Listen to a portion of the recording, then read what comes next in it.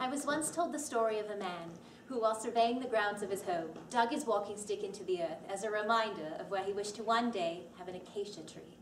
One he could watch from his veranda and lie under with his wife on warm summer afternoons, cooled in the shadow of its white flowers and blanketed in their sweet scent. But when planting season came round and he returned with a spade and an acacia sapling, the man was vexed. The stick he had left had taken root and begun to grow. But Rose, if we don't go forward, well, we will be depriving two perfectly innocent travelling companions of their holiday. Two good, unhappy ladies like ourselves, perhaps in even greater need than ourselves.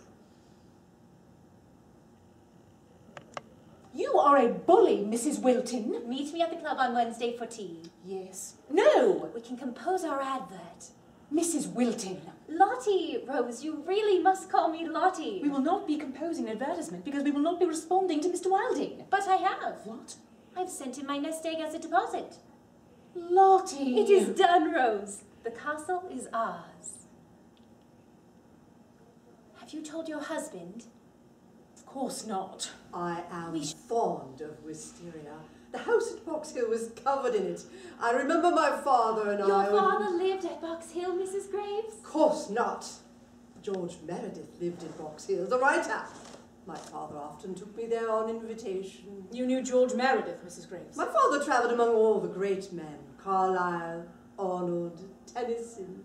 Tennyson, Rose, imagine. As I was saying... Oh, is that a photograph of Tennyson, Mrs. Graves? No, that is a photograph of my late husband, Mr. Clayton Graves. A sizable difference, I assure you. That is Tennyson. And I am the young girl with the pigtail, which, I might add, gave the great one no small delight.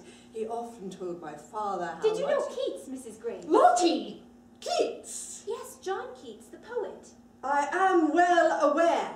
No, Mrs. Wilton, I did not know Keats. And if that is the direction in which you are heading, I must regret to inform you that I was also unacquainted with Shakespeare. Is Mrs. Wilton still out? Yes, well, out again it is. She and Mrs. Graves went to the village. To the village, Mrs. Graves? Does that surprise you? Well, I suppose it would have yesterday, but since your arrival, we seem to have somewhat altered Mrs. Graves. Really? I find her most delightful. We've doted on her properly.